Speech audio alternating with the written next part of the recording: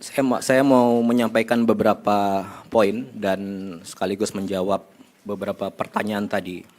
Jadi satu, yang pertama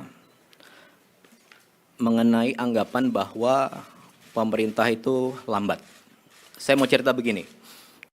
Sejak tanggal 24, 25, 26 November itu hujan di 3 lokasi ya.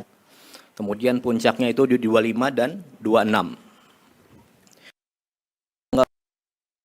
Pak Kepala BNPB langsung ke Sumatera Utara.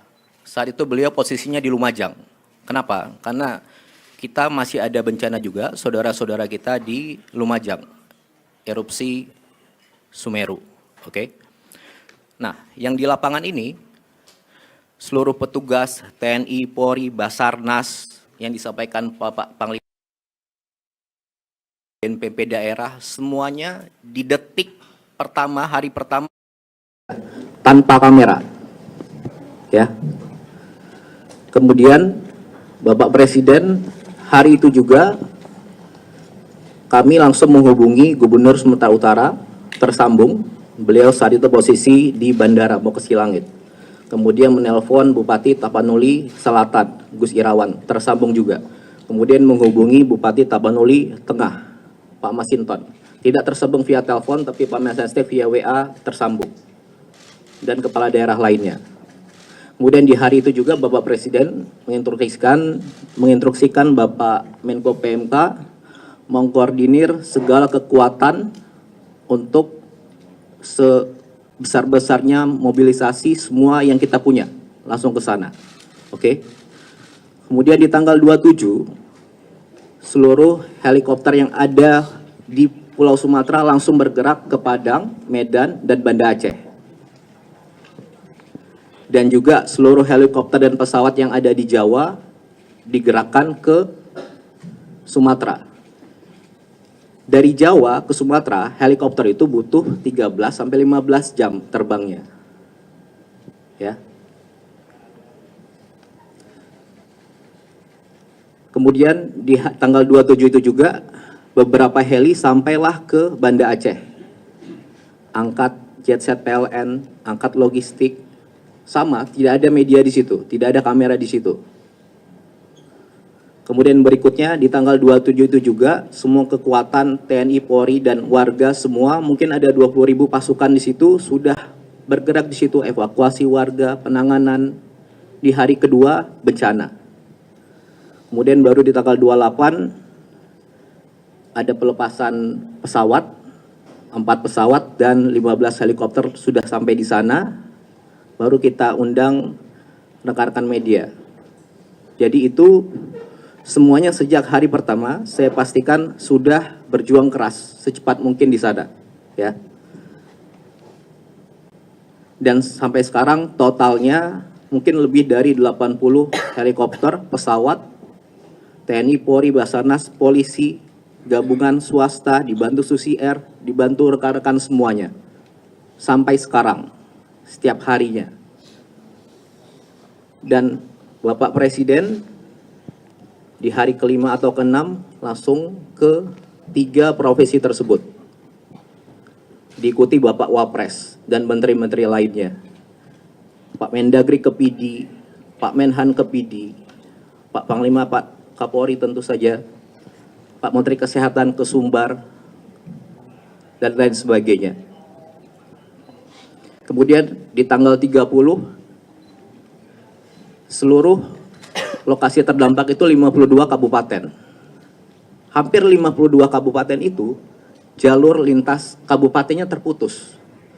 Listriknya hampir mati. Ya, sejak awal. Nah, di tanggal 30, sedikit demi sedikit tapi pasti, dari 52 kabupaten itu tersambunglah jalan. Nyalalah listrik. Gimana bisa nyambung? Gimana bisa nyala? Ya semuanya kita ini, termasuk warga setempat, itu sama-sama sambungkan jalan.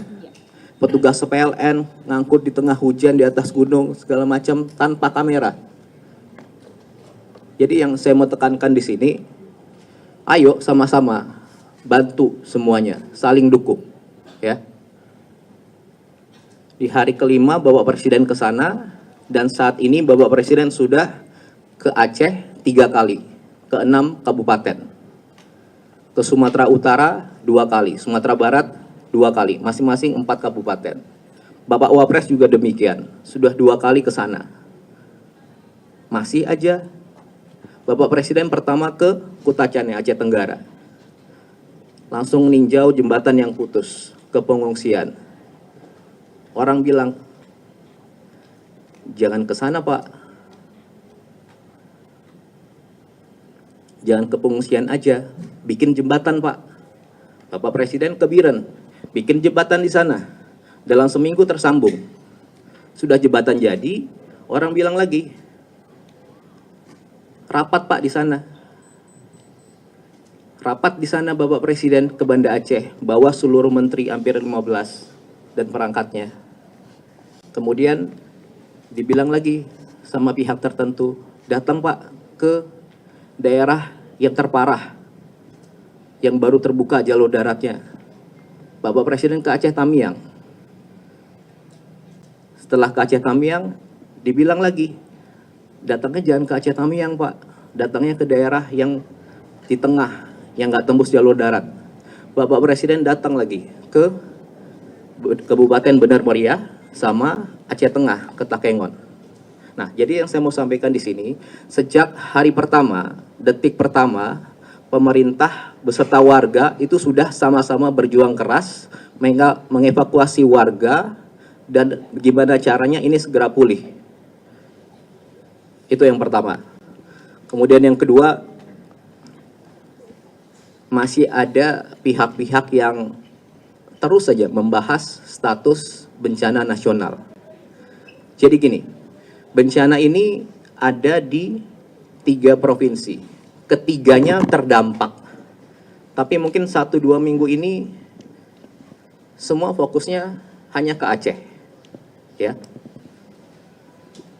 Sejak hari pertama tanggal 26, pemerintah pusat sudah melakukan penanganan skala nasional di 3 provinsi ini.